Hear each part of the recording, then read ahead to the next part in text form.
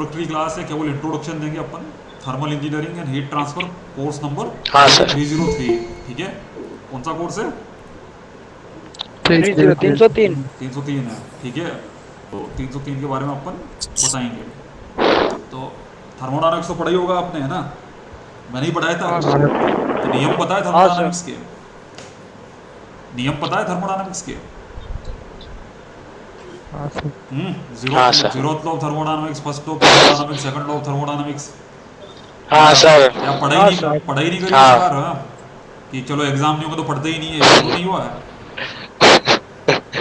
नहीं नहीं सर, पता है। पता है, मैं खूब पढ़ाया था मैंने बैठ के ना। हाँ।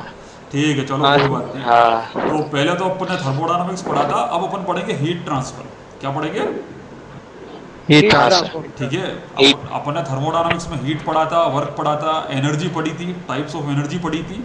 ठीक है, टाइप्स ऑफ एनर्जी में हाँ जैसे आपको पता है काइनेटिक एनर्जी होती है, पोटेंशियल एनर्जी होती है, इंटरनल एनर्जी होती है, एंथैल्पी होती है। ठीक है, उसके बाद अपन ने कंसेप्ट ऑफ एंट्रोपी पढ़ा था, अवेलेबिलिटी, रिवर्सिबिलिटी, इरिवर्सिबिलिटी, पता नहीं क्या क्या पढ़ा था अपन ने, है ना?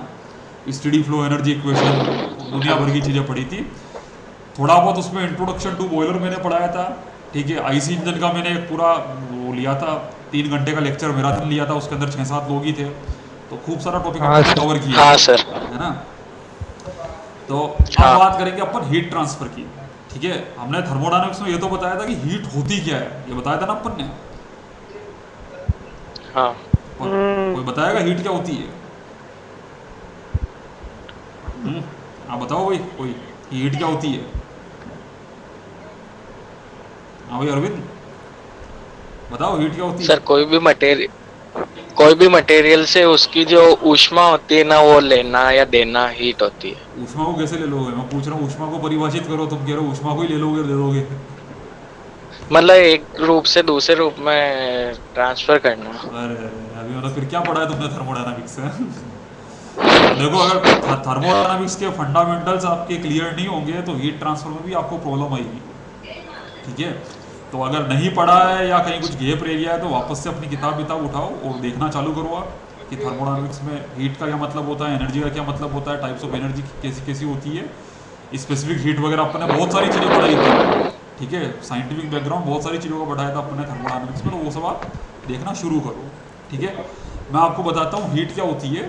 हीट बेसिकली एनर्जी का फॉर्म होती है, पहली बात तो ये ध्यान रखो आप। ठीक है, ये एक प्रकार की एनर्जी होती है, ये ऐसी एनर्जी होती है जिसको आप स्टोर नहीं कर सकते। ठीक है, संग्रहित नहीं कर सकते, और ये एनर्जी पिक्चर में आती है आपकी टेम्परेचर डिफरेंस के कारण। किसके कारण? टेम्परेचर के डिफरेंस का। ठीक है, टेम्परेचर डिफरेंस। तो जब भी किन्हीं दो सिस्टम या सिस्टम और सराउंडिंग के बीच में टेम्परेचर डिफरेंस होगा तो हीट ट्रांसफर होगा भाई आपका। ठीक है, ये तो पता है ना? ठीक। हाँ हाँ। ठीक है, चलो बढ़िया है। तो पहली चीज़ तो ये ध्यान रखना कि हीट ट्रांसफर होता है टेम्परेचर डिफरेंस के कारण, और हीट एनर्जी का एक फॉर्म होती है, और हीट के ट्रांसफर होने के लिए आपको एक सिस्टम चाहिए और एक सराउंडिंग चाहिए, या तो कम से कम 2 सिस्टम चाहिए होंगे अपने को, सिस्टम 1 सिस्टम 2 दोनों चाहिए होंगे अपने को। ठीक है, कोई दिक्कत इसमें? हाँ सर। कोई दिक्कत यहाँ तक समझने में? ठीक है, और हीट का जो ट्रांसफर होता है वो बेसिकली टेम्परेचर No. डिफरेंस के कारण होता है, ये अपन ने थर्मोडायनामिक्स में पढ़ा था। ठीक है, हाँ टेम्परेचर डिफरेंस को छोड़ के और किसी भी कारणवश अगर आपकी एनर्जी का ट्रांसफर हो रहा है किन्हीं 2 सिस्टम के बीच में या सिस्टम और सराउंडिंग के बीच में, वापस से सुनना, टेम्परेचर डिफरेंस को छोड़ के और किसी भी कारण से अगर किसी भी 2 सिस्टम के बीच में एनर्जी का ट्रांसफर हो रहा है तो उस एनर्जी के ट्रांसफर को अपन वर्क बोलते हैं। ठीक है, और हमने फर्स्ट लॉ ऑफ थर्मोडायनामिक्स में ये पढ़ा था कि हीट और वर्क से आप किसी भी सिस्टम की एनर्जी चेंज कर सकते हो, पता है? तो किसी भी सिस्टम की एनर्जी अगर आपको चेंज करनी है तो या तो आप हीट ट्रांसफर कर दो या वर्क ट्रांसफर कर दो या हीट और वर्क दोनों ही ट्रांसफर कर दो, तो सिस्टम की एनर्जी चेंज हो जाएगी। ये फर्स्ट लॉ ऑफ थर्मोडायनामिक्स होता है, और इसी से law of conservation of energy निकल के आता है। ठीक है, हमने ये नहीं बताया कि हीट का ट्रांसफर कितने प्रकार से होता है, ये नहीं बताया हमने थर्मोडायनामिक्स के अंदर। ठीक है, हमने ये तो देखा कि हीट ट्रांसफर हो रहा था उसके कारण चेंज इन एनर्जी कितनी होगी। ठीक है, हमने ये भी देखा था अगर हीट ट्रांसफर होता है, सपोज करो कोई सॉलिड है, सॉलिड को आप हीट करते हो तो सॉलिड लिक्विड के अंदर कन्वर्ट होता है, लिक्विड गैस के अंदर कन्वर्ट हो जाता है। तो हमें ये पता है कि इफेक्ट ऑफ हीट क्या होता है, एक तो टेम्परेचर चेंज करना, दूसरा फेज चेंज करना, लेकिन हमने ये नहीं बताया कि हीट ट्रांसफर वाकई में किस प्रकार से होता है। ठीक है, तो 303 सब्जेक्ट के अंदर अपन ये देखेंगे कि हीट ट्रांसफर के प्रकार कितने प्रकार के हैं। कोई दिक्कत इसमें? कोई दिक्कत? नहीं सर। नहीं, नहीं सर। नहीं। ठीक है, तो हीट किस भांति से ट्रांसफर होती है, ठीक है, ऊष्मा का स्थानांतरण किस भांति से होती है, ठीक है, तो उन भांति को अपन मोड बोलते हैं। क्या बोलते हैं? मोड। मोड। ये मोड दिख रहा है आपको, एमओडी स्क्रीन पे आ रहा है, हाँ स्क्रीन पे दिख रहा है, दिख रहा है ये मोड, एमओडी दिखा होगा ना आपको, ठीक है। हाँ सर दिख रहा हाँ है। सर देखा। हीट ट्रांसफर के 3 प्राइमरी मोड होते हैं। क्या होते हैं? 3 प्राइमरी मोड होते हैं, मतलब तीन तरीके से आप हीट ट्रांसफर कर सकते हो किन्हीं भी दो सिस्टम्स के बीच में, अगर उन सिस्टम्स के बीच में टेम्परेचर का डिफरेंस है तो। ठीक है, अगर टेम्परेचर का डिफरेंस नहीं है तब तो कर ही नहीं पाओगे आप। अगर किन्हीं भी दो सिस्टम्स के बीच में टेम्परेचर का डिफरेंस है तो उस डिफरेंस के कारण आप हीट ट्रांसफर कर सकते हो। और पहला तरीका या पहला मोड हीट ट्रांसफर का जो होता है उसको बोलते हैं कंडक्शन। क्या बोलते हैं? कंडक्शन। ठीक है, इंडक्शन। और कंडक्शन हीट ट्रांसफर आपका होता है स्टेशनरी मीडिया में। ठीक है, स्टेशनरी मतलब स्थिर माध्यम में अगर आपको हीट ट्रांसफर करना है, हाँ सर। तो हीट का ट्रांसफर कंडक्शन के द्वारा होगा। इसका सबसे बढ़िया एग्जांपल है, आप खाना जो बनाते हो, खाना बनाते नहीं बनाते अपन सब, हाँ तो किसी बर्तन के अंदर ही अपन खाना बनाते बनाते हैं, है ना।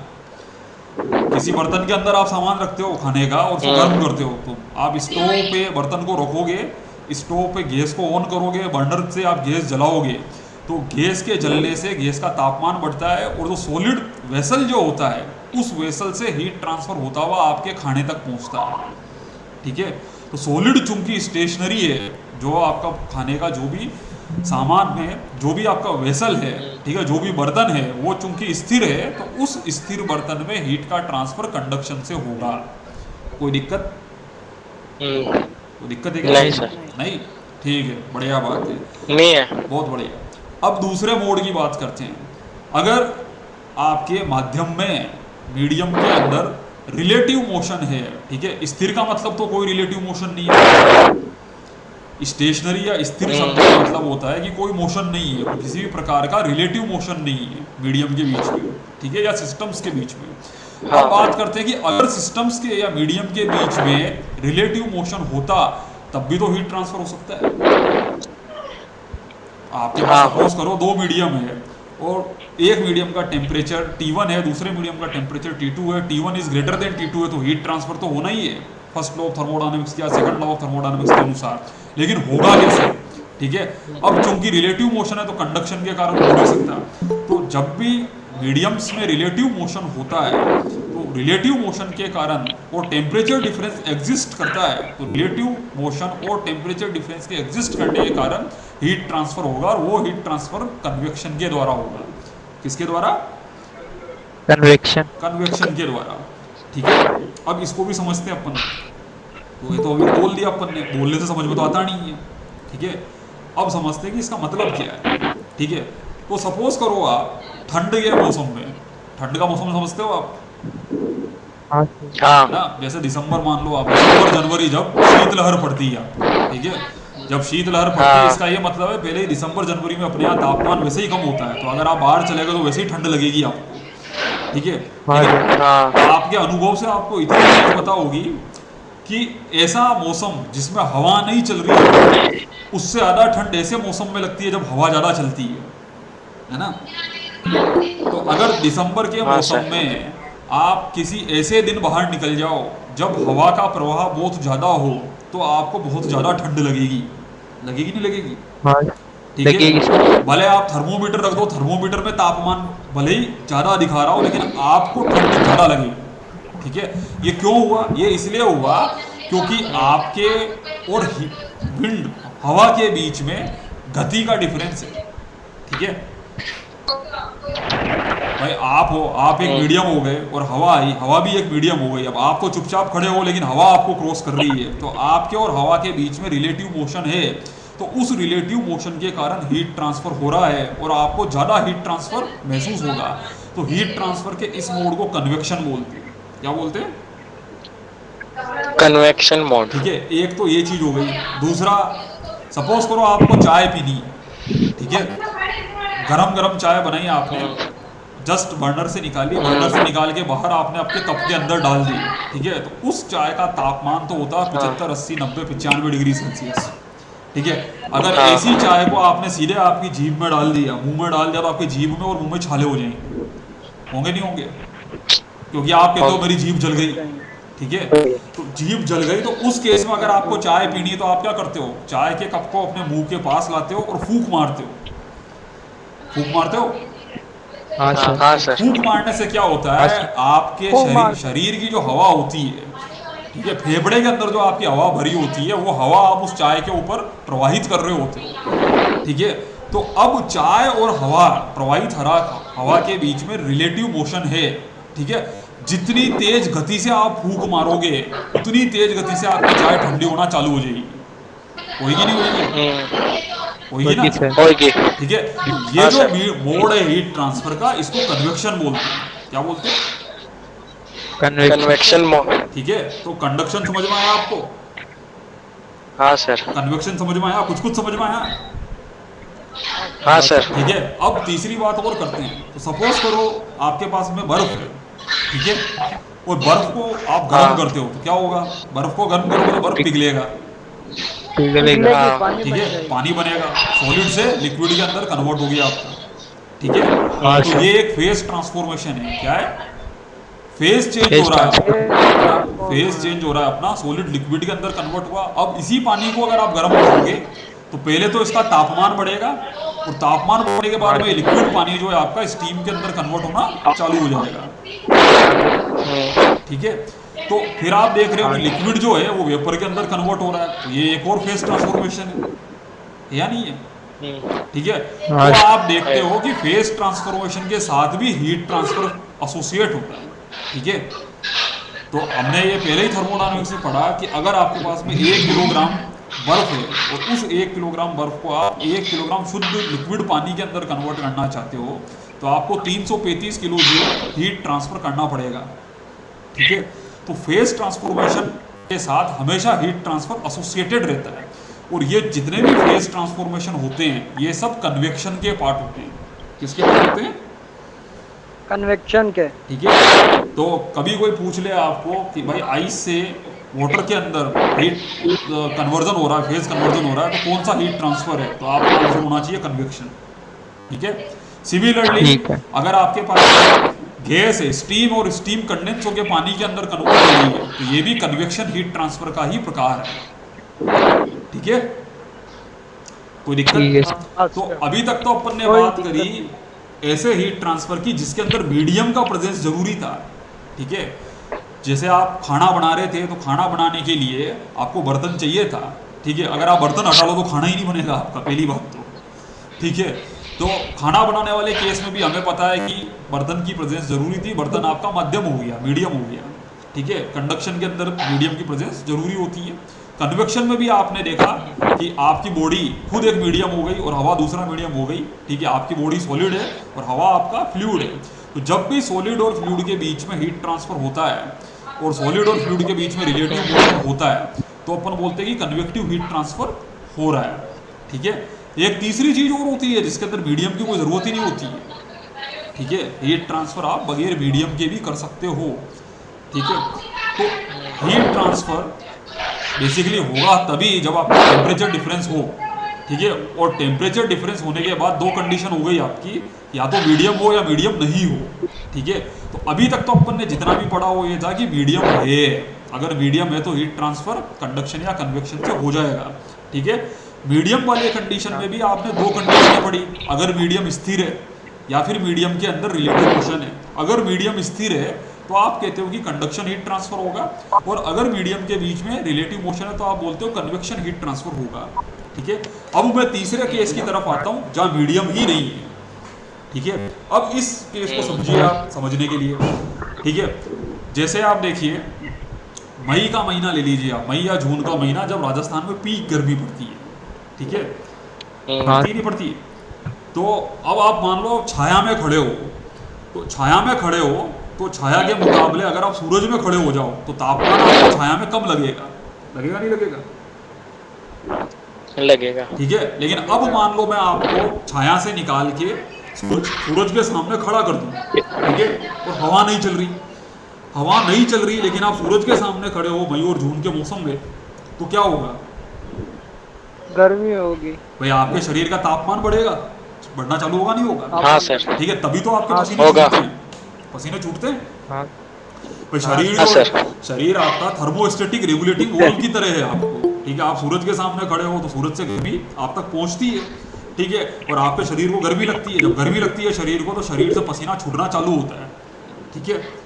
तो एक तो आप यहाँ से भी समझ सकते हो कि अगर मीडियम नहीं भी है तब भी सूरज आपको गर्म किया जा रहा है बैठ के, कर रहा नहीं कर रहा? हाँ सर। है ना? सूरज कितना दूर है भाई साहब? 1.5 करोड़ किलोमीटर दूर है आपसे, और आप छाया से निकल के सूरज के सामने चले गए, थोड़ी देर बाद आपको पता चला कि भाई आपके पसीने छूट रहे हैं। तो पसीने तभी छूट सकते हैं जब बॉडी का टेम्परेचर बढ़ता हो आपका, ठीक है। इसका मतलब सूरज से हीट ट्रांसफर हो रहा है आपको। अब 1.5 करोड़ किलोमीटर की डिस्टेंस के बीच में सूरज और पृथ्वी के बीच में तो कुछ भी नहीं है, कुछ है क्या? सूरज और पृथ्वी के बीच में कुछ भी नहीं है, ठीक है, वैक्यूम है, कोई मीडियम ही नहीं है, लेकिन फिर भी हीट ट्रांसफर हो रहा है आपका। तो ऐसा हीट ट्रांसफर, ठीक है, हीट ट्रांसफर का वो मोड जिसमें किसी भी मीडियम की जरूरत नहीं होती है उसको बोलते हैं रेडिएशन। क्या बोलते हैं? रेडिएशन। रेडिएशन, ठीक है, विकिरण। विकिरण आपने सुना होगा, ठीक है। हाँ सर। एक तो जैसे ये हो गया आपका सूरज वाला केस। दूसरा, जैसे भयंकर गर्मी सर्दी के दिनों में आप लोग क्या करते हो, जो रूम को गर्म करने वाला हीटर होता है उसको लोग चालू कर देते हैं, ठीक है। उसको चालू करने पे उसकी जो हीटिंग रोड होती है वो पूरी लाल हो जाती है, लाल होने के बाद में वो हीट एमिट करती है, ठीक है। तो अगर आपके कमरे में, कमरा अगर आप चारों तरफ से बंद कर दो, उसके अंदर हवा का मोशन भी नहीं है, ठीक है, तो उस कमरे में भी उस हीटर से आप तक हीट ट्रांसफर होता है, ठीक है। अब अगर आप उसमें से हवा हटा भी लो तब भी हीट ट्रांसफर होगा आपको। अगर आप कमरे में कोई वैक्यूम पंप लगा के सारी हवा हटा लो तब भी हीट ट्रांसफर होगा। और चूंकि अब कोई मीडियम नहीं है तो इस मोड ऑफ हीट ट्रांसफर को आप रेडिएशन बोलोगे। कोई दिक्कत? कोई दिक्कत ठीक है। तो चाहे मीडियम हो आपका, चाहे मीडियम नहीं हो, ठीक है भाई, आपके कमरे में हवा भरी रहे चाहे हवा नहीं भरी रहे, अगर हवा नहीं भरी हुई तब तो शुद्ध रेडिएशन के द्वारा हीट ट्रांसफर हो रहा है आपका, ठीक है। लेकिन अगर हवा भरी हुई है तो हवा खुद अपने आप में एक मीडियम है, और उस हवा में अगर आप देखो उस हवा में कोई मोशन नहीं है, ठीक है। तो अगर हवा में मोशन नहीं है तब तक तो हीट ट्रांसफर आपका कंडक्शन से होगा, ठीक है, तब तक तो हीट ट्रांसफर कंडक्शन से होगा। लेकिन थोड़ी देर बाद आपको पता चलेगा कि हवा में खुद में ही मोशन चालू हो गया, ठीक है। हवा में थोड़ी देर बाद खुद में ही हवा में मोशन चालू हो जाएगा। भाई हवा के साथ एक फंडामेंटल चीज होती है, अगर आप हवा को गर्म करो, ठीक है, गर्म हवा ऊपर उठती है, ठंडी हवा नीचे बैठती है, ठीक है। तो इसके कारण अपने आप एक मोशन सर्कुलेट हो जाएगा आपका, मोशन के कारण हीट ट्रांसफर होगा। तो आप बोलोगे कि कन्वेक्शन के कारण भी हीट ट्रांसफर हो रहा है, ठीक है। तो आप ये सिंपल सा केस देखो, सर्दी के मौसम में, भयंकर ठंड के मौसम में अपने कमरे में बैठे हो, आपने इलेक्ट्रिकल हीटर चालू कर दिया, लाल हो गया हीटर, और हीटर से हीट ट्रांसफर होकर आप तक पहुंच रही है, ठीक है। अंदर हवा भरी हुई है, हवा भरी हुई है, तो शुरुआत में हीट ट्रांसफर कंडक्शन से होगा, थोड़ी देर बाद में हीट ट्रांसफर कन्वेक्शन से होगा। और हीटर का चूंकि खुद का एक तापमान है और वो तापमान आपकी बॉडी के तापमान से ज़्यादा है, ठीक है। तो भले हवा हो भले हवा नहीं हो, हीट का ट्रांसफर रेडिएशन से भी होगा या नहीं होगा? तो इस सिंपल से एग्जांपल से हमको क्या ये चीज दिख जाती है कि हीटर से आप तक पहुंचने में कंडक्शन, कन्वेक्शन, रेडिएशन तीनों का ही रोल है, ठीक है। शुरू में थोड़ी देर के लिए भाई रेडिएशन तो रहेगा ही, क्योंकि आपका हीटर जो है उसका तापमान जो है वो लगभग मान लो 150-200 डिग्री सेल्सियस है, और आपका तापमान है 35-36 डिग्री सेल्सियस, ठीक है। तो हीट ट्रांसफर तो होना ही है, टेम्परेचर डिफरेंस है तो वो तो रेडिएशन के द्वारा होना ही होना है आपका, ठीक है। लेकिन बीच में हवा थी तो हवा ने शुरू में कंडक्शन से फिर कन्वेक्शन से हीट ट्रांसफर करना चालू कर दिया, ठीक है। चालू हो जाए। अब आप क्या करोगे, आप इनकी रिलेटिव स्ट्रेंथ पता करोगे कि कंडक्शन के कारण कितनी हो रही थी, कन्वेक्शन के कारण कितनी हो रही थी, रेडिएशन के कारण कितनी हो रही थी, ठीक है। तो यहाँ आपको दिखेगा ज्यादातर जो हीट ट्रांसफर जो हो रहा है उसकी स्ट्रेंथ रेडिएशन के कारण ज्यादा है, ठीक है, और कन्वेक्शन की उससे कम है, कंडक्शन की तो नेग्लिजिबल ही हो जाएगी थोड़ी देर बाद, ठीक है। तो समझने की चीज ये है कि हीट ट्रांसफर आपका कंडक्शन, कन्वेक्शन, रेडिएशन के द्वारा होता है। कंडक्शन और कन्वेक्शन में मीडियम की प्रेजेंस जरूरी है, रेडिएशन में मीडियम की प्रेजेंस कोई जरूरी नहीं है, ठीक है। अगर एब्सेंट है मीडियम तब भी हीट ट्रांसफर के द्वारा होगा आपका। और एक सिंपल से एग्जांपल से आप ये समझ सकते हो कि अगर हीट ट्रांसफर हो रहा है तो हो सकता है तीनों ही चीजें, कंडक्शन, कन्वेक्शन, रेडिएशन साइमल्टेनियसली हो रही हो। साइमल्टेनियसली जब होती है तो अपने को स्ट्रेंथ चेक करनी पड़ती है। अब स्ट्रेंथ चेक करके हम बता सकते हैं कि इस हीट ट्रांसफर में रेडिएशन की स्ट्रेंथ ज्यादा है या कन्वेक्शन की ज्यादा है या कंडक्शन की ज्यादा है, ठीक है। तो जैसे आप सूरज के सामने खड़े हो गए तो उसमें रेडिएशन का रोल सबसे इंपॉर्टेंट होता है, ठीक है। या आप किसी चीज को गर्म कर रहे हो, सॉलिड आपने रख दिया, सॉलिड को गर्म कर रहे हो डायरेक्टली, तो डायरेक्ट सॉलिड की जो गर्म करते हो तो उसमें कंडक्शन का रोल सबसे ज्यादा होता है, ठीक है। और तीसरा, अगर आप मिक्सिंग करते हो, फ्लूइड और सॉलिड के बीच में हीट ट्रांसफर करा रहे हो मिक्सिंग से, ठीक है, मिक्सिंग का मतलब रिलेटिव मोशन आप बढ़ा रहे हो, तो रिलेटिव मोशन की इंपॉर्टेंस अगर ज्यादा हो गई तो आप बोलते हो कि हीट ट्रांसफर का प्राइमरी मोड कन्वेक्शन है। क्या है, समझ में आई? कन्वेक्शन समझ में आई ये चीज? हाँ सर, थोड़ी थोड़ी ये चीज आपके समझ में आई होगी, ठीक है। तो जैसे आपका महासागर है, महासागर समझते हो ना आप? महासागर समझते हो? समुद्र, हाँ सर, ठीक है। तो समुद्र में अगर आप देखो, आपने कभी ज्योग्राफी पढ़ी हो 10th 11th 12th लेवल की, तो ऐसा माना जाता है जो समुद्र जो है, समुद्र के अंदर पानी की दो प्रकार की धाराएं होती है, गर्म धाराएं और ठंडी धाराएं, ठीक है। हाँ सर। पृथ्वी के घूर्णन से गर्म धारा ठंडी धारा की तरफ जाती है, ठंडी धारा गर्म धारा वाले रीजन की तरफ जाती है, और उससे जो पूरी पृथ्वी का टेम्परेचर जो है, पूरे महासागर का टेम्परेचर और पूरी पृथ्वी का जो टेम्परेचर है वो एक समान होने में मदद मिलती है, ठीक है।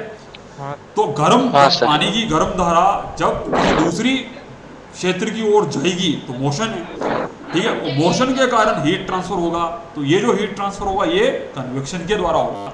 तो महासागर के खुद के अंदर, ठीक है, पानी एक क्षेत्र से दूसरे क्षेत्र की तरफ जाता है, पानी की धाराएं एक क्षेत्र से दूसरे क्षेत्र की तरफ जाती है, तो उसमें महासागर की जो इंटरनल एनर्जी होती है हीट ट्रांसफर से, वो तापमान को यूनिफॉर्म करने की कोशिश करती है, ठीक है। तो ये जो हीट ट्रांसफर है ये कन्वेक्शन के द्वारा होता है। किसके द्वारा?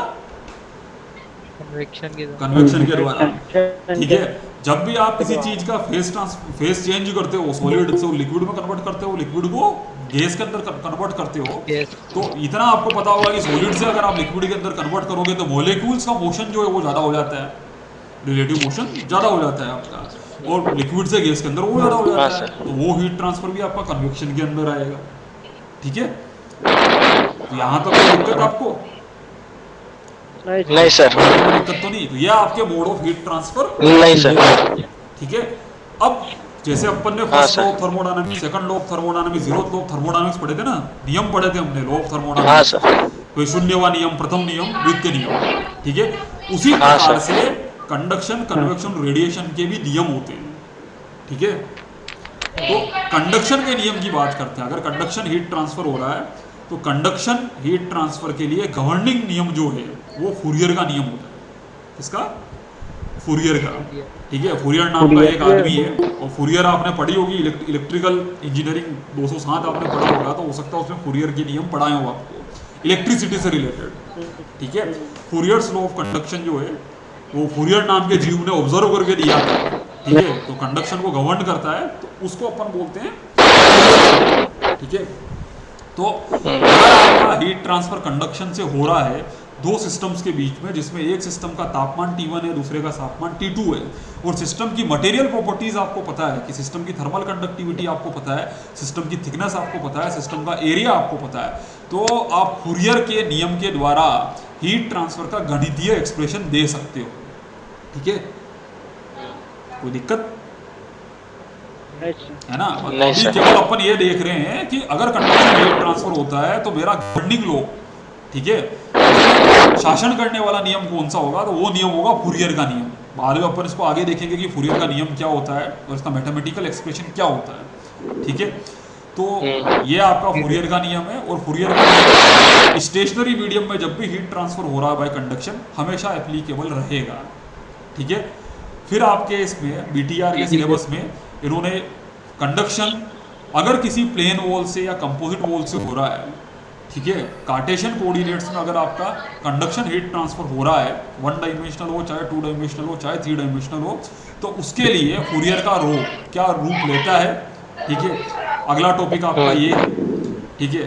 क्योंकि अगर आप देखो सबसे सिंपल तरीके से आप सोच सकते हो, सबसे सिंपल अगर आपको बोला जाए कि सॉलिड सोचो, सॉलिड की परिकल्पना करो, तो सबसे सिंपल तरीके से आप परिकल्पना करते हो रेक्टेंगुलर सॉलिड की, ठीक है। जैसे ईंट हो गई आपकी, ईंट होती है ना, हाँ सर। या जैसे आपके मोबाइल हो गया, आपका मोबाइल आपका रेक्टेंगुलर सॉलिड होता है। अरे ये क्या चल रहा है भाई, एक मिनट रुको। आई सवाल बंद कर लो।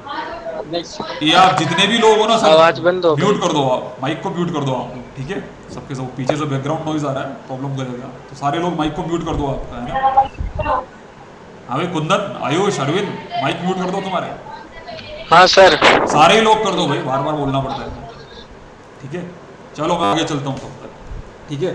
तो अगर सॉलिड की परिकल्पना आपको बोली जाए, सॉलिड की परिकल्पना आप सब लोगों को बोली जाए, तो सबसे सिंपल सॉलिड जो अपन सोच सकते हैं वो 2 तरह के होते हैं। या तो आप सोचोगे कि सॉलिड जो है वो स्फेरिकल सॉलिड है, ठीक है, जैसे अंडा हो गया आपका, फुटबॉल की बॉल हो गई आपकी, क्रिकेट की बॉल हो गई आपकी, ठीक है।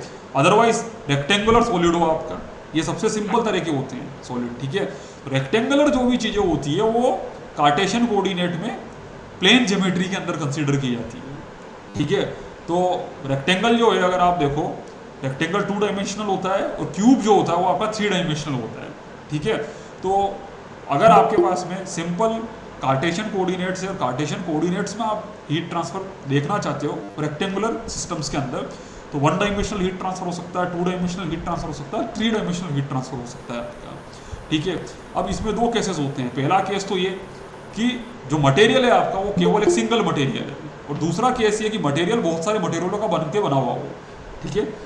तो ये देखते हैं अपन कि जब मटेरियल बहुत सारी चीज़ों का मिल के बना हुआ होता है, ठीक है। तो सपोज करो इसके अंदर आपके, इसकी बात कर लेते हैं अपन कि आपका घर है, ठीक है। वो गर्मी के मौसम में आपके घर की बाहरी दीवार के ऊपर सूरज से किरणें पड़ रही है, तो हीट ट्रांसफर होगा रेडिएशन से आपका, इसके कारण घर की बाहरी जो दीवार होगी उसका टेम्परेचर बढ़ेगा, ठीक है। अंदर वाली दीवार का टेम्परेचर जो एटमॉस्फेरिक टेम्परेचर है उसके बराबर है, तो आपको टेम्परेचर डिफरेंस दिखता है बाहरी दीवार और अंदर वाली दीवार के बीच में, ठीक है। तो डेल्टा टी है, तापमान का डिफरेंस है, तो हीट ट्रांसफर होगा, ठीक है। इतना आपको पता है कि बाहरी दीवार और अंदर वाली दीवार के बीच में रिलेटिव मोशन नहीं है, और सीमेंट से जुड़ी हुई है, दोनों के बीच में कोई रिलेटिव मोशन नहीं है, दोनों बिल्कुल स्थिर है, तो हीट ट्रांसफर कंडक्शन से होगा, ठीक है। लेकिन आपकी दीवार के अंदर, दीवार को अगर आप देखो तो दीवार में बहुत सारी चीज़ें होती है। सबसे सिंपल चीज़ तो ईंट है, और ईंट में आपने सीमेंट मिला दिया, रेत मिला दी, पानी मिला दिया, इसको आप एक मटेरियल मान सकते हो, ठीक है। अगर लेकिन बीच में बीम आ रही है आपकी, कॉलम आ रहा है, तो कॉलम दूसरे प्रकार का मटेरियल हो जाएगा, ठीक है। और उसके बाद में आपकी उसी दीवार के अंदर सपोज करो दरवाजा है, दरवाजा लकड़ी का, लकड़ी तीसरे प्रकार का मटेरियल हो जाएगा, ठीक है। तो जब मटेरियल चेंज होना चालू होते हैं, ठीक, ईंट के साथ में सीमेंट, इसको एक मटेरियल मान लिया आपने, लोहा दूसरा मटेरियल मान लिया, लकड़ी तीसरा मटेरियल मान लिया, और आप देख रहे हो कि एक ही दीवार में तीनों चीज़ें हैं, तो आप बोलते हो कि ऐसी दीवार आपकी कंपोजिट वॉल है। क्या है? कंपोजिट, संयुक्त वॉल है, क्योंकि संयुक्त रूप से 3 मटेरियल उसमें एक साथ लगे हुए हैं आपके। तो ऐसे सिस्टम का एनालिसिस, ठीक है, कंडक्शन हीट ट्रांसफर में इसको बोलते हैं कंडक्शन हीट ट्रांसफर इन कंपोजिट वॉल। ये भी अपन लोग देखेंगे, और फूरियर के नियम के एप्लीकेशन से ही ये चीज़ निकल के आएगी, ठीक है। अब इसको छोड़ के तो हुआ भाई आपका रेक्टेंगुलर सॉलिड्स के केस में। दूसरा सॉलिड की बात करें, जैसे सिलेंड्रिकल सॉलिड है आपका, ठीक है, या स्फेरिकल सॉलिड है, तो सिलेंड्रिकल और स्फेरिकल सॉलिड में आपकी नॉर्मल जो कार्टेशियन कोऑर्डिनेट्स होते हैं एक्स वाई और जेड डायमेंशन वाले, इनको अप्लाई करना थोड़ा मुश्किल होता है, ठीक है। तो हम सिलेंड्रिकल कोऑर्डिनेट और स्फेरिकल कोऑर्डिनेट्स में यूज़ करते हैं, ठीक है। और ऐसे सिस्टम्स को रेडियल हीट ट्रांसफर सिस्टम्स बोलते हैं, ठीक है, क्योंकि आप देखते हो कि रेडियस की डायरेक्शन में परिवर्तन करने से तापमान में परिवर्तन होने की संभावनाएं रहती है ऐसे सिस्टम के अंदर, चाहे आप सिलेंडर ले लो चाहे आप स्फीयर ले लो, ठीक है, दोनों में। इनके एग्जाम्पल्स भी देखेंगे अपन, और किस तरह से फूरियर का नियम इसमें लगता है। जैसे आपने आईसी इंजन पढ़ा होगा, मैंने इंटरनल कंबशन इंजन पढ़ाया था, working of 4 stroke petrol engine, diesel engine. तो उसके अंदर आप देखते हो कि जब आपका कंप्रेशन स्ट्रोक खत्म हो जाता है, कंप्रेशन स्ट्रोक के खत्म होने के बाद में सिलेंडर के अंदर, ठीक है, पेट्रोल इंजन की बात करें तो सिलेंडर के अंदर जो फ्रेश चार्ज होता है उसको स्पार्क के द्वारा आप हीट करते हो, ठीक है, स्पार्क के द्वारा एनर्जी सप्लाई करते हो, और जो मिक्सचर होता है उसके अंदर कंबशन होता है। कंबशन होने के कारण उसका टेम्परेचर बढ़ता है। टेम्परेचर बढ़ने के कारण, क्योंकि उस खुद टोटल फ्रेश चार्ज का टेम्परेचर बढ़ जाता है और बाकी सारी चीज़ों का टेम्परेचर कम होता है, तो हीट ट्रांसफर होता है, ठीक है। और वो हीट ट्रांसफर जो हो रहा है आपका, अगर आप देखो तो सिलेंडर के अंदर हो रहा है, ठीक है। तो जब सिलेंडर के अंदर हीट ट्रांसफर हो रहा है तो आप देखोगे कि हीट ट्रांसफर की डायरेक्शन जो हो रही है उसमें रेडियस कंटिन्यूस इंक्रीज करता हुआ जाएगा, तापमान कंटिन्यूस डिक्रीज होता हुआ जाएगा, ठीक है। तो ये क्लासिकल केस है आपका कि अगर आपको सिलेंडर के अंदर हीट ट्रांसफर देखना है तो कैसे देखोगे, ठीक है। तो यहाँ पे अपना फूरियर का जो नियम होगा वो सिलेंड्रिकल कोऑर्डिनेट सिस्टम में लगेगा, और ये आपका एग्जांपल हुआ रेडियल हीट ट्रांसफर का, ठीक है। इसको छोड़ के आपने फोर्जिंग पढ़ी होगी कभी, फोर्जिंग, ठीक है, ME 203 जो सब्जेक्ट था आपका, या ME 203 में अगर आपने नहीं पढ़ा तो अभी ME 303 प्रोसेसेस इन मैन्युफैक्चरिंग के अंदर फोर्जिंग का पूरा सब्जेक्ट है आपका, ठीक है। मशीन डिज़ाइन आपका सब्जेक्ट आएगा 308, उसके अंदर एक टॉपिक है बॉल बेरिंग्स का, ठीक है।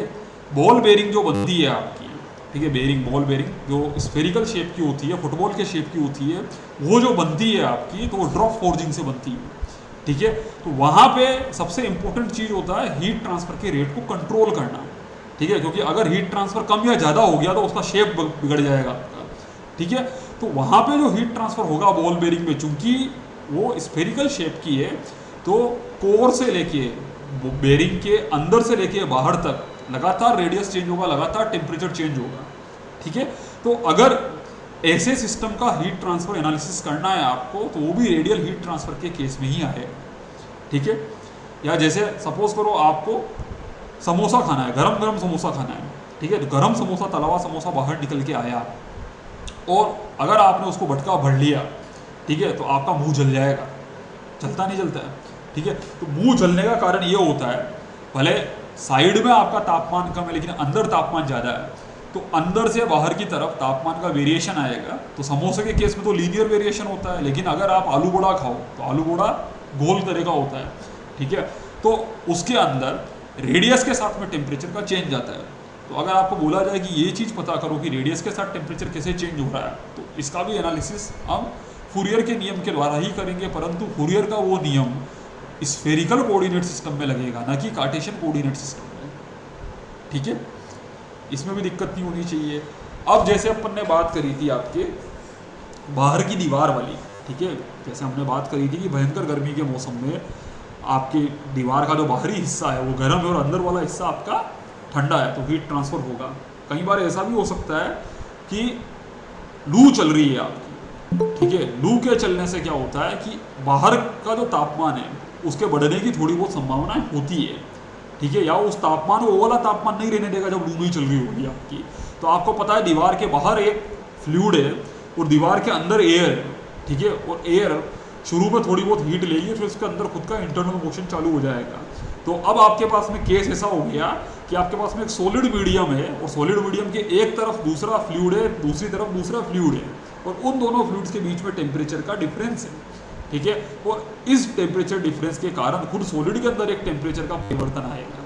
तो सॉलिड की उस थिकनेस में टेम्परेचर का कितना परिवर्तन आया, जब सॉलिड दोनों तरफ से ही दो डिफरेंट फ्लूइड से सराउंड कर रहा है और दोनों का तापमान अलग अलग है, उस केस में आपको ओवरऑल हीट ट्रांसफर कोफिशिएंट निकालना पड़ेगा, ठीक है। तो हम ओवरऑल हीट ट्रांसफर कोफिशिएंट की बात भी करेंगे। इसके बाद में आपके जैसे सिस्टम्स हो गए, सिस्टम्स में अगर हीट ट्रांसफर आपको रोकना है तो हीट ट्रांसफर रोकने के लिए हमें इंसुलेटर चाहिए होता है, ठीक है। तो इन इंसुलेटर्स को लगाने से कितनी हीट ट्रांसफर कम हुई, इसका भी एनालिसिस हम देखेंगे, ठीक है। और इससे रिलेटेड एक कंसेप्ट है क्रिटिकल इंसुलेशन, ये भी हम लोग कंडक्शन के अंदर पढ़ेंगे, ठीक है। इसके बाद में अगर आप किसी सॉलिड बॉडी के अंदर, ठीक है, सॉलिड बॉडी है बहुत ही हीटेड है, ठीक है, और आप वहाँ पे हवा सप्लाई नहीं कर सकते, ठीक है, कंस्ट्रेंट स्पेस का कंस्ट्रेंट है, लेकिन आपको हीट ट्रांसफर करना है। तो अगर आप वो सॉलिड बॉडी में कुछ दूसरा मटेरियल ऐड कर दो तो उस मटेरियल के ऐड करने के कारण हीट ट्रांसफर बढ़ जाता है। ठीक है, तो वो जो मटेरियल आपने ऐड किया बेस सॉलिड मटेरियल में, उस मटेरियल को बोलते हैं फिन। फिन गलफड़े जैसे होते हैं, ठीक है, आपके फिन्स। ठीक है, तो इन फिन्स के द्वारा जो हीट ट्रांसफर हो रहा है इसका भी अध्ययन अपन करेंगे। ठीक है, और अगर आपने इंजन कूलिंग सिस्टम पढ़ा हो तो इंजन कूलिंग सिस्टम में आपने अपनी मोटरसाइकिल देखी हो तो मोटरसाइकिल का जो इंजन होता है उस इंजन पे फिन्स लगी होती है आपकी। जैसे मछली के जो गलफड़े होते हैं, मछली की जो फिन्स होती है उसको तैराने में मदद करती है, उस तरह के स्ट्रक्चर लगे होते हैं। तो उस तरह के स्ट्रक्चर जो होते हैं वो बेस मटेरियल के ऊपर एडिशनली अतिरिक्त रूप से लगाए जाते हैं। ठीक है, इनको फिन्स बोलते हैं और इन फिन्स के लगने से हीट ट्रांसफर में एनहेंसमेंट होता है, बढ़ाव मिलता है। तो ये चीज़ भी अपन कंडक्शन के अंदर देखेंगे। ठीक है, अभी तक केवल आपका हीट ट्रांसफर ही चल रहा है और हीट ट्रांसफर में अभी आपने केवल ये देखा कि कंडक्शन के अंदर आप क्या क्या कवर करोगे। ठीक है, अब बात करते हैं कन्वेक्शन की। ठीक है, कन्वेक्शन दो प्रकार का हो सकता है आपका, एक तो नेचुरल कन्वेक्शन, एक फोर्स कन्वेक्शन आपका। ठीक है, नेचुरल कन्वेक्शन जैसे मैंने पहला एग्जांपल बताया था आपको कि सर्दी के मौसम में आप अपने कमरे में बैठे हो, कमरा बंद है आपका, इलेक्ट्रिकल हीटर चल रहा है आपका, हीटिंग रोड पूरी तरह से लाल हो गई, तो सबसे पहले वो हीटिंग रोड क्या करेगी, क्योंकि उस हीटिंग रोड का टेम्परेचर बहुत ज़्यादा है, सराउंडिंग में जो एयर है, सबसे पास वाली जो एयर है, ये पहले इसको हीट ट्रांसफर करेगी। ठीक है, तो अब जब इस एयर का तापमान बढ़ेगा तो इतना अपने को पता है कि तापमान बढ़ने से लाइटर एयर तो ऊपर जाएगी, ठीक है, और हेवियर एयर नीचे आएगी बायोवेंसी डिफरेंस के कारण। अगर एयर का तापमान आप बढ़ाते हो तो उसकी डेंसिटी घटेगी, तो डेंसिटी घटने से, ठीक है, डेंसिटी के घटने से जो कम डेंस है, जिसका घनत्व कम है एयर का, वो तो ऊपर जाएगी और जो ज़्यादा घनत्व वाली एयर है वो नीचे आएगी। ठीक है, तो घनत्व के इस डिफरेंस के कारण एक मोशन सर्कुलेट होगा एयर में ही, और आप बाहर से कुछ नहीं कर रहे हो, ना तो आपने पंखा चलाया, ना आपने फूंक मारी, नहीं आपने कोई कंप्रेसर ब्लोअर चलाया, परंतु आप देखते हो कि सिंपली टेम्परेचर डिफरेंस के कारण एयर की डेंसिटी में डिफरेंस आता है और एयर की डेंसिटी में डिफरेंस के कारण एक सर्कुलेशन बनता है एयर का। तो ये जो केस था आपका हीट ट्रांसफर का, ये नेचुरल कन्वेक्शन के द्वारा है, क्योंकि आप बाहर से कोई बाह्य मीडियम से आप सर्कुलेशन नहीं दे रहे हैं। ठीक है, इसको छोड़ के, ठीक है, आप दूसरा ये कर सकते हो कि अगर आपके रूम में पंखा और पंखा चालू कर दो आप, तो पंखे के चालू होने से एयर के अंदर आप बाहर से फोर्स कर रहे हो रिलेटिव मोशन। ठीक है, आप मीडियम फोर्स कर रहे हो, मोशन फोर्स कर रहे हो आप बाहर से, तो उस मोशन के फोर्स करने के कारण, ठीक है, टेम्परेचर एक जगह से दूसरी जगह तक तुरंत गति से, द्रुत गति से चेंज होने लग जाएगा। ठीक है, और इसके चेंज होने के का कारण ही ये था कि आपने बाहर से किसी बाहरी माध्यम से एयर के अंदर मोशन इंड्यूस कराया। तो इस तरह के कन्वेक्शन हीट ट्रांसफर को फोर्स कन्वेक्शन कहते हैं। ठीक है, तो हम पढ़ेंगे नेचुरल कन्वेक्शन क्या होता है, फोर्स कन्वेक्शन क्या होता है, इनको गवर्न करने वाली इक्वेशन कौन सी होती है।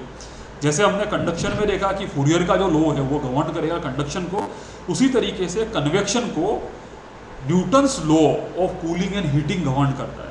ठीक है, न्यूटन ने एक नियम दिया था चीज़ों को ठंडा करने का अथवा गर्म करने का, अगर चीज़ों के बीच में रिलेटिव मोशन है तो उसको अपन, वो कन्वेक्शन का फंडामेंटल नियम होता है। ठीक है, न्यूटन्स लॉ ऑफ कूलिंग और हीटिंग।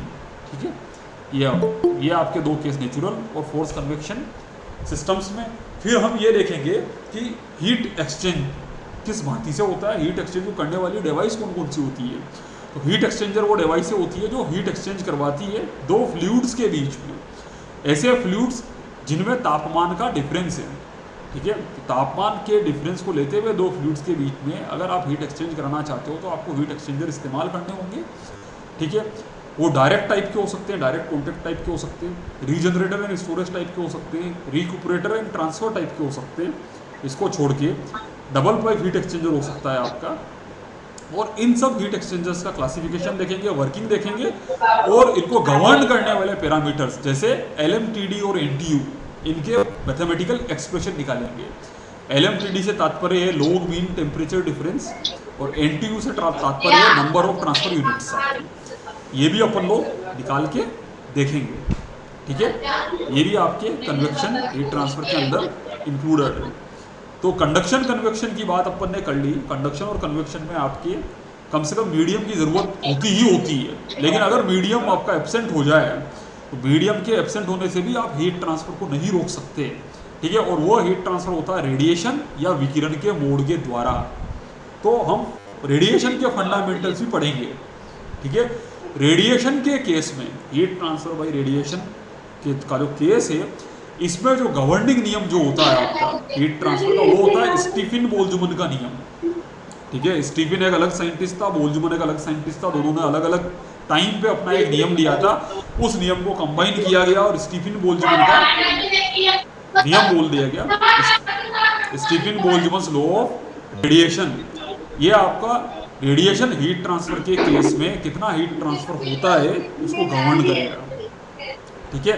और रेडिएशन जो है ये एक विचित्र सी फिनोमिना है और ये एटॉमिक स्ट्रक्चर से रिलेटेड है। एटम के अंदर आपको पता है इलेक्ट्रॉन होता है, तो जब भी इलेक्ट्रॉन जो है वो अपनी ऑर्बिटल से या जो भी पोजीशन उसने ऑक्यूपाई कर रखी है एटम के पास में, जब भी वो अपनी उस पोजीशन से किसी दूसरी पोजीशन की तरफ जाता है तो इलेक्ट्रोमैग्नेटिक रेडिएशन छोड़ता है। उसी इलेक्ट्रोमैग्नेटिक रेडिएशन के पूरे स्पेक्ट्रम में, इलेक्ट्रोमैग्नेटिक रेडिएशन का पूरा स्पेक्ट्रम -∞ से +∞ तक होता है, उस पूरे स्पेक्ट्रम में कुछ एक हिस्सा थर्मल रेडिएशन का होता है, ठीक है। तो थर्मल रेडिएशन का जो ओरिजिन है, उद्भव स्रोत जो है, वो एटम के अंदर इलेक्ट्रॉन के अपनी ऑर्बिट को चेंज करने के कारण थर्मल रेडिएशन का उद्भव होता है, ओरिजिन होता है आपका, ठीक है। ये चीज़ आप हमेशा ध्यान रखना कि जब भी रेडिएशन बोलेंगे तो रेडिएशन आपका सीधी सी बात है, इलेक्ट्रॉन जब अपना कन्फिगरेशन चेंज करता है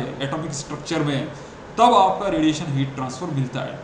चूंकि आप इलेक्ट्रोमैग्नेटिक स्पेक्ट्रम के अंदर ही रेडिएशन स्पेक्ट्रम की स्टडी करते हो, इसलिए अपन इलेक्ट्रोमैग्नेटिक थ्योरी से रिलेटेड इंपॉर्टेंट कंसेप्ट्स भी पढ़ेंगे यहाँ पे, ठीक है। तो उसमें अगर आपने कभी इलेक्ट्रोमैग्नेटिज्म पढ़ा हो फिजिक्स के अंदर या 12th के अंदर या ME 207 जब आपको इलेक्ट्रिकल की फैकल्टी ने पढ़ाई हो, तो अगर आपके वो फंडामेंटल्स क्लियर है तो आपको यहाँ पर भी कोई प्रॉब्लम नहीं होगी, ठीक है।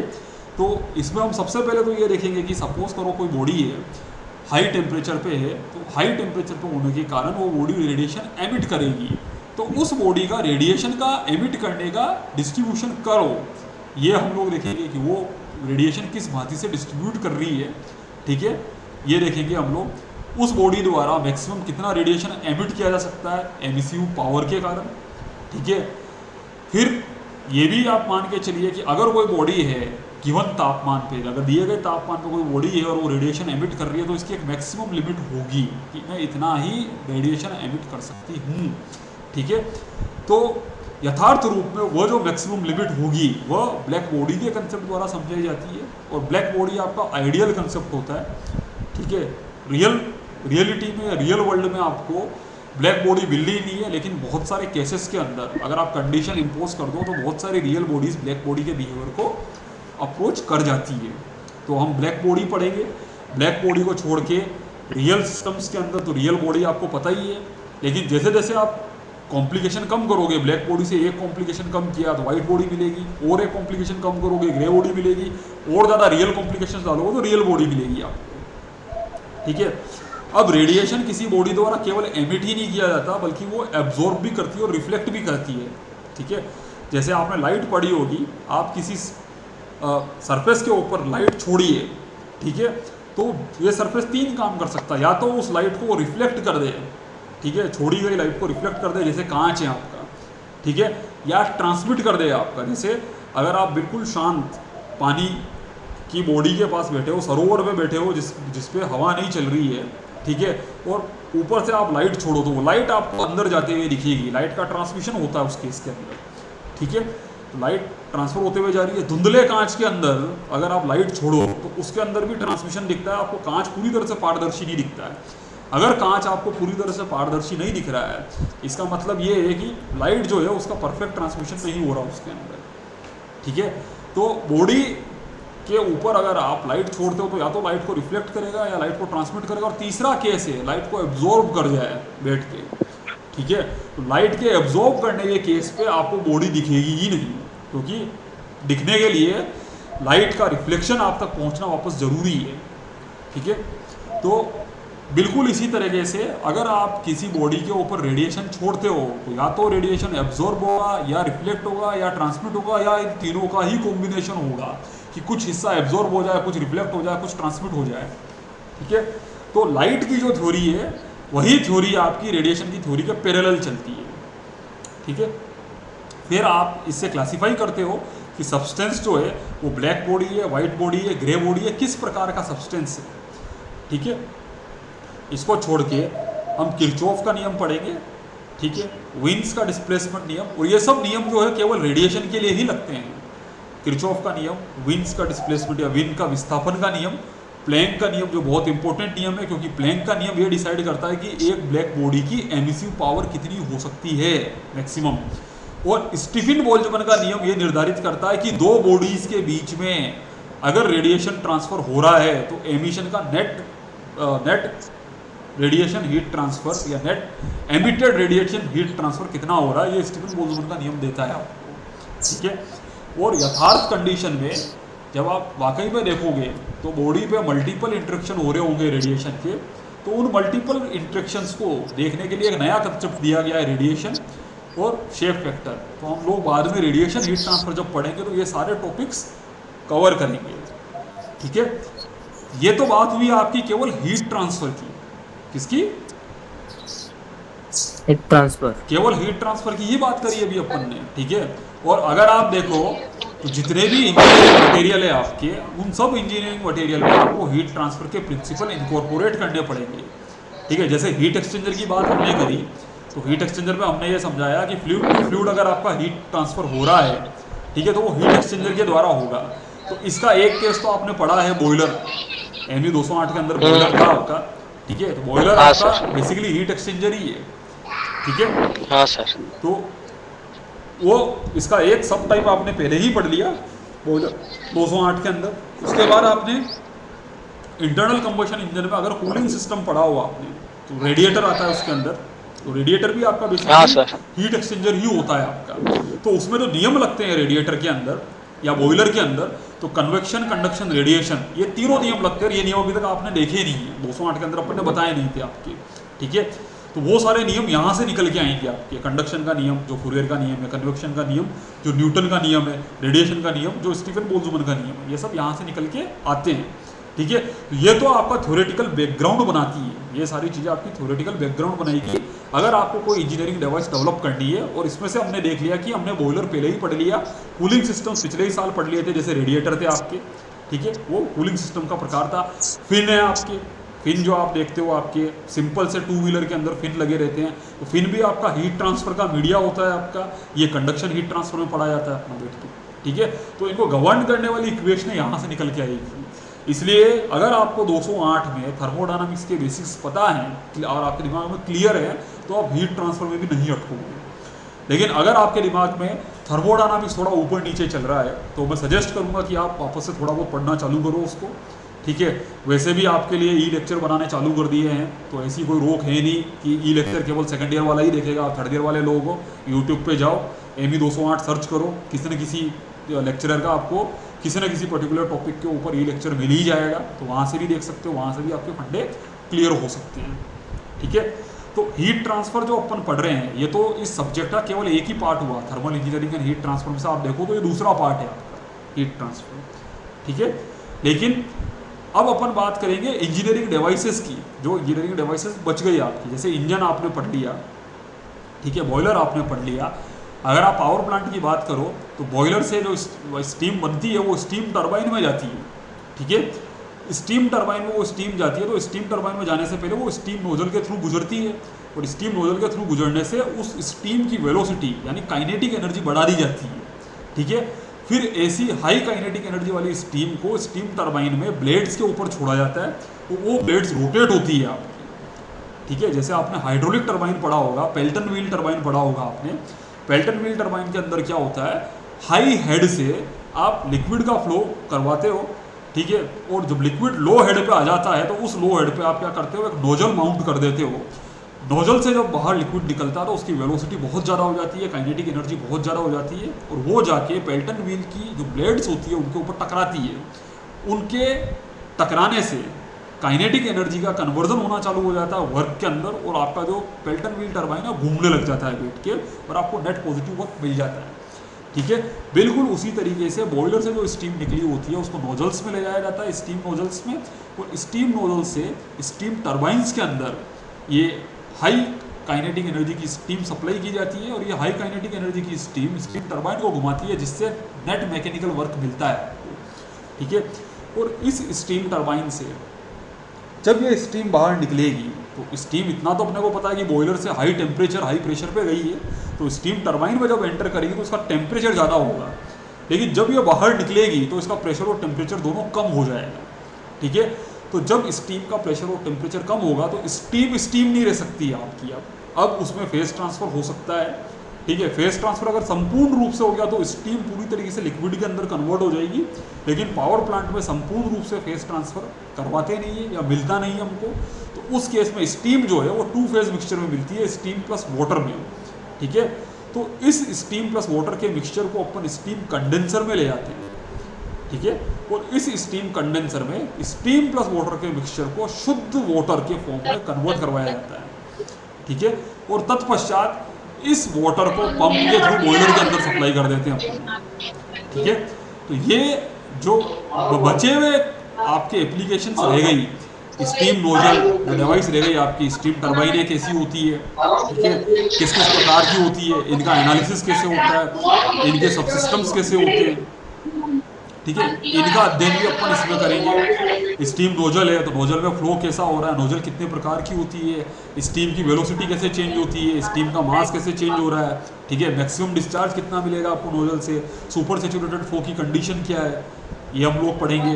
टाइप ऑफ स्टीम कंडेंसर हम पढ़ेंगे, स्टीम कंडेंसर को वैक्यूम में क्यों ऑपरेट कराते हैं, अगर वैक्यूम में ऑपरेट कराते हो तो उसके लिए अलग से पंप चाहिए होंगे, वैक्यूम में ऑपरेट कराने का मतलब है आपको एयर सारी हटानी पड़ेगी, तो आप एयर पंप भी पढ़ोगे, कूलिंग टावर भी पढ़ोगे। तो बचे कुछ जितने भी इंजीनियरिंग डिवाइसेस हो गई पावर प्लांट से रिलेटेड जो जनरल काम में आती है, वो सब आप इस पर्टिकुलर सब्जेक्ट के अंदर पढ़ोगे। ठीक है, तो steam nozzle, steam turbine, steam condenser, air pump and cooling tower के बारे में अगली क्लास के अंदर और चर्चा करेंगे, और आपको इंट्रोडक्शन दिया जाएगा बैठ के अच्छी तरीके से। ठीक है, अब बुक्स की बात करते हैं कि इस पर्टिकुलर सब्जेक्ट के लिए कौन कौन सी बुक्स आपके लिए काम की रहेंगी। तो देखिए, एक तो मैंने बोला था कि आप thermal engineering volume 1 and volume 2 Mathur and Mehta की, ये मैंने सेकंड ईयर 208 जब पढ़ा रहा था तब भी मैंने बताया था आपको कि थर्मल इंजीनियरिंग की बुक आती है माथुर एंड मेहता की, 2 वॉल्यूम्स में आती है, वॉल्यूम 1 वॉल्यूम 2 में। वॉल्यूम 1 आपका थर्मोडायनामिक्स पूरा, boilers, internal combustion engine, steam turbine, ठीक है, ये कवर करता है। वॉल्यूम 2 आपका जो है basics of heat transfer, conduction, convection, radiation, ठीक है, नोजल्स आपका, steam condenser, basic description of air pumps and cooling towers, सबके सब तो नहीं करता लेकिन फिर भी बेसिक डिस्क्रिप्शन कर लेता, तो लगभग आप मान लीजिए 90% कोर्स आपका volume 1 and volume 2 Mathur Mehta की कवर कर लेती है। और आजकल इसकी सिंगल किताब, बड़ी सी किताब भी आती है 800-900 की, ए text book of thermal engineering bye Mathur Mehta. इसके अंदर आपका पूरा कोर्स ME 208, ME 303 पूरा कवर्ड है लगभग, कुछ एक टॉपिक से जो कवर्ड नहीं है आपके। ठीक है, दूसरी किताब जो मैंने, आप जब ME 208 पढ़ रहे थे तो मैंने बताया था text book of thermal engineering bye RK Rajput, ये मैंने बताई थी आपको। तो RK राजपूत के अंदर आपकी पूरी ME 208 बॉयलर्स, ठीक है, इंटरनल कंबशन इंजन पूरा, और सब सिस्टम्स जो है जैसे steam nozzle, steam turbine, steam condenser, air pumps and cooling tower, ये पूरा मिल जाएगा। लेकिन हीट ट्रांसफर इस किताब के अंदर आपको पूरा नहीं मिलेगा। बेसिक ऑफ हीट ट्रांसफर ये दे देंगे, नियम वगैरह ये बता देगी, लेकिन जो डेप्थ अपने को चाहिए BTR के सिलेबस में ME 303 के अनुसार, वो आपको इस किताब में नहीं मिलेगा RK राजपूत के अंदर। तो उस केस में जो बुक्स है आपकी, वो बता देता हूँ मैं। एक्सेल शीट खोल रहा हूँ, ठीक है। तो देखिए, एक तो बुक हो गई आपकी, ये एक्सेल शीट दिख रही है सब लोगों को? हाँ बच्चों, एक्सेल शीट दिख रही है? दिख रही है सबको? नहीं दिख रही। हाँ, नहीं दिख रही सर। अरे आपको दिख रही है, अब भी नहीं दिख रही है? नहीं दिख रही। क्या बात कर रहे हो? नहीं दिख रही। PDF दिख रहा है? बस सर, क्या बात कर नहीं रहे हो? दिख रही है, नहीं कुछ भी नहीं दिख रहा? एक मिनट रुको, नहीं दिख होल्ड रही, करो। नहीं दिख रहा। सर कैमरा ऑफ है आपका। वो कैमरे से कोई फर्क ही नहीं पड़ेगा उसको। सर कैमरा ऑन कर दो। कोई बात नहीं, कोई बात नहीं। अब दिख रहा है? अच्छा अब देखिए स्क्रीन दिखी? अब दिख, स्क्रीन दिखी ना? हाँ सर अब दिख ठीक रहा है, है। अब दिख रही है? हाँ एक्सेल शीट दिखी? हाँ जी सर। ठीक है, तो ये देखो आप, पहली हाँ। बुक तो है टेक्स्ट ठीक बुक है of sir. Thermal engineering R K. Rajput की, जिसके बारे में मैंने अभी बताया आपको। तो ये लगभग पूरे टॉपिक कवर करेगी हीट ट्रांसफर को छोड़ के। ठीक है, आपके पास अगर थर्मल इंजीनियरिंग वॉल्यूम 1 वॉल्यूम 2 हो माथुर मेहता की, तो आप वो भी ले सकते हो। तो ये भी लगभग पूरा टॉपिक कवर कर लेगी, थोड़ा बहुत हीट ट्रांसफर का पोर्शन, और जो कंडेंसर है, कंडेंसर का थोड़ा सा पोर्शन, और कूलिंग टावर का थोड़ा सा पोर्शन छोड़ देगी।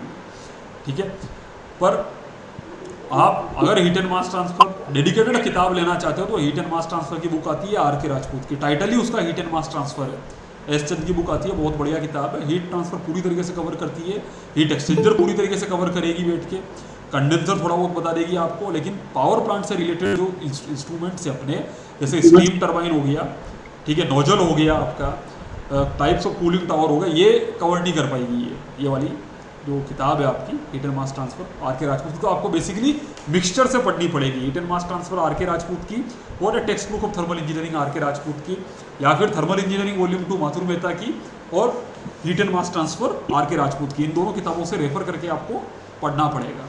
ठीक है, कोर्स जो है आपका 303 का, ये ओवरलैप होता है 305 पावर जनरेशन से। 305 पावर जनरेशन आपके पूरा कोर्स है पावर प्लांट इंजीनियरिंग का।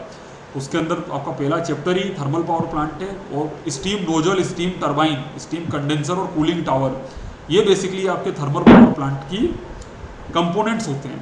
ठीक है, तो उसके लिए एक किताब आती है आर.के. राजपूत की खुद की, a text book of power plant engineering by R K. Rajput. ठीक है, ये वाली किताब देखो आप, a text book of power plant engineering by R K. Rajput.